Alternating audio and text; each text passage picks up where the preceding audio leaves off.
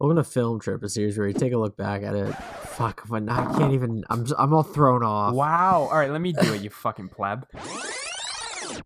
Welcome to Film Trip, a series where we take a look back at movies that we remember from childhood and see if they still hold up. I'm Sam. That's Nolan. That's Sean.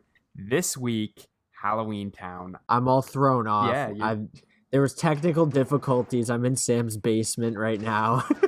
But we're cooking now. We're cooking with gas now. We're good to go. And I did the intro. You can do the rest though, Nolan. Filmtober Trip 2020, Season 1, Volume 2. Yeah. Halloweentown. And this was my pick. That's right, baby. And I would just like to formally apologize to you guys. No, it so wasn't that bad. embarrassed. I don't think I've ever been this upset after watching a movie. I never saw it when I was a kid. I had such fond memories of this movie and it was so bad. When the idea was proposed to do Halloween movies all of October, I honestly thought that it was going to be Halloweentown, Halloweentown 2, Return to Halloweentown, and Halloweentown High. I thought that's what we were going to do. And oh my fucking God. Thank God we didn't do that. Can you imagine if we did that? Man, this movie there's so many questions left unanswered in this movie. You know what I mean? Yeah, go on. Does Marnie actually have powers? Okay, She doesn't use them in this movie. What's the talisman? Who's Luke? Who is this guy? Does he have parents? His parents are just letting him hang out with this guy and his whole face changes? His parents don't care? What's going on here? Are there police in Halloweentown? Are there police? I don't know. What are the rules There's here? a mayor, so there must be police. Did you not see when they got off the bus and the police officer was banging his baton on his hand, and I'm pretty sure he was a pig? Oh, that's awesome. I hope you're right.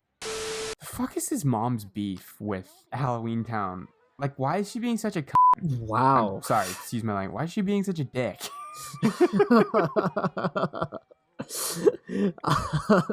Man, that's what I was wondering too. And also, if she doesn't want her kids to know about Halloweentown, I feel like canceling Halloween for them for their entire life for no reason raises way more suspicion than if they just went out trick-or-treating every year. There's something fishy afoot here, Mom. What's your beef with Halloween? Tell me.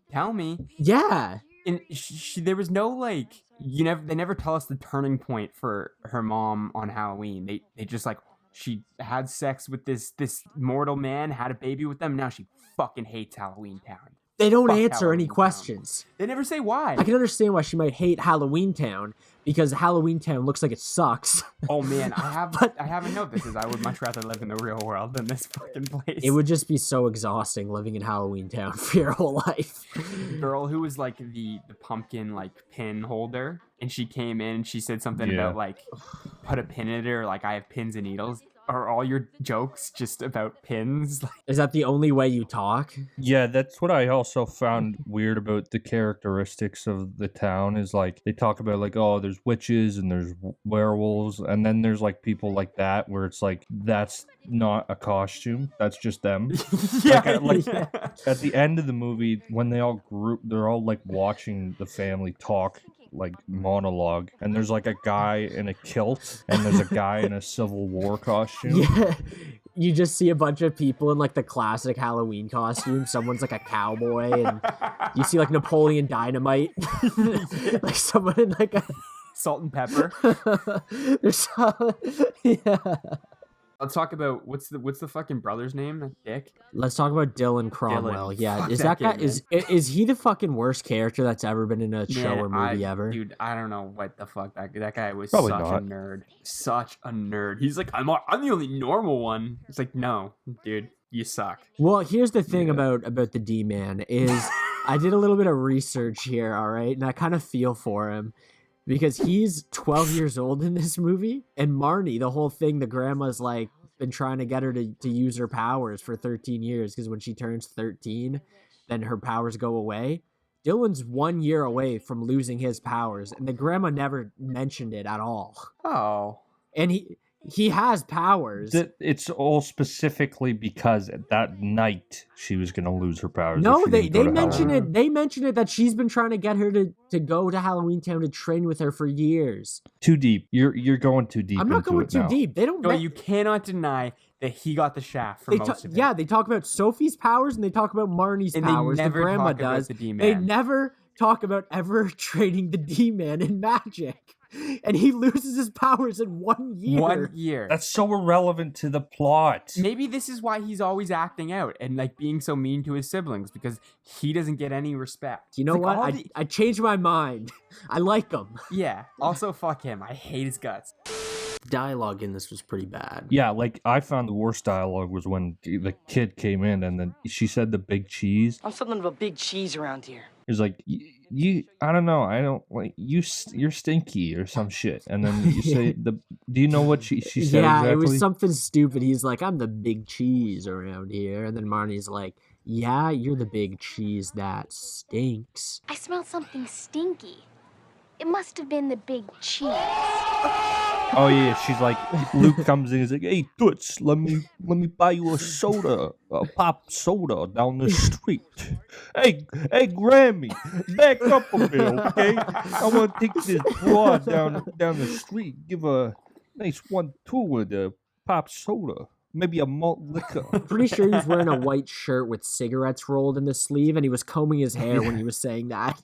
I'm pretty sure that's how it went down. Hey, Grammy, back up. I'm trying to take this nice broad down the street, okay? Did you guys notice that the entire movie took place in the last 25 minutes? Yes, I did. At the point in time when the mom and the grandma get frozen, and then it's on the kids to round up all of the ingredients to make the witch's brew and then defeat the bad guy.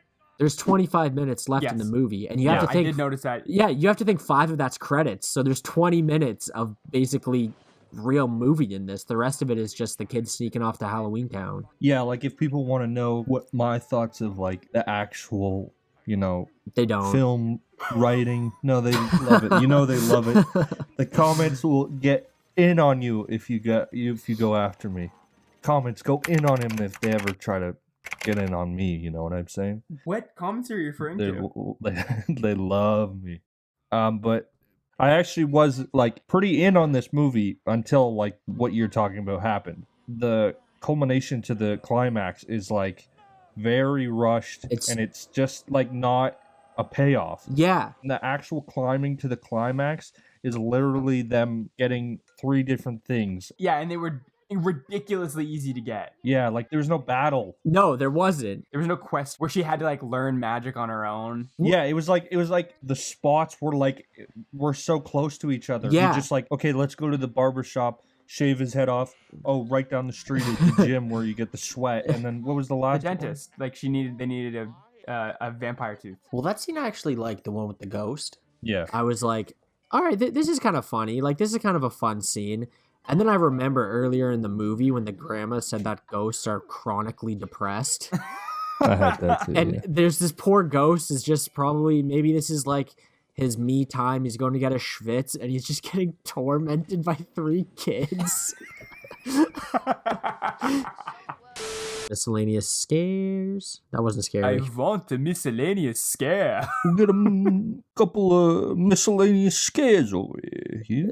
We'll take a couple of miscellaneous scares. Yeah, a couple of them. Yeah. All right. Who you got one? Yeah, the bag at the beginning. First off, just a bunch of shite old people candy in the bag. Oh there's my nothing God. good in that bag. But when they're pulling shit out of the bag, you know what comes out of the bag? What? Heroin. What comes out of the bag, Doyle? A bat. A bat. Yeah. A baseball bat or a flying, like a bat? Like a dead bat. Oh. Oh, you caught like a decorative bat thing you hang up. But Mm-hmm. All right, this is my note. Did you guys notice how many camera angles were just zoomed right in on people's faces? No. Nobody noticed it, so I can't put it in the video now. No, but I can. You noticed that weird thing. I noticed that in Disney movies, especially in the 90s and 2000s, they love to do that like weird slow motion with a low frame rate when the grandmother finds like one of her friends in the street and it turns around and it's like whoop, and it's like this weird choppy slow-mo where it's like, why are we... this was... They do Yeah, love this that. was filmed on a potato. This was fucking It's a piece horrendous. of shit, man. Yeah. All right. Well, do you want to rate the movie? Does anybody have... Wait. I had one more. There was a part when they were in the barber shop, and you could see in the background was a Jeep Cherokee. I just found that funny. That's great. That's great, man. That's a good one. Man, these are miscellaneous. Disclaimer. So we talked for about 25 minutes on what we should rate this out of, and it was really late at night, and it really made absolutely no sense whatsoever. And I don't know how we got here, but this is what we're rating it out of. How many Bradley Cooper kisses on the mouth are you gonna give this, Sam? I'm gonna give this, fuck man, I don't know, 4.3 kisses to Bradley Cooper's mouth from me. Bradley. Okay, I will give this 2.7 Bradley Cooper kisses on the mouth, one lower than The Wow. Exorcist. You're not even gonna bump it up for nostalgia's sake? No, because I was let down by it. The nostalgia aspect It is hurt making its it. case, yeah. Gotcha. All right, Doyle, you go. I was actually very much enjoying this until the last 20 minutes or so. That being said, the nostalgia did actually, I think, made it better for me personally. That being said, I'm going to give this 6.1 vibe checks of Ryan Gosling in Place Beyond the Pines smoking a dart.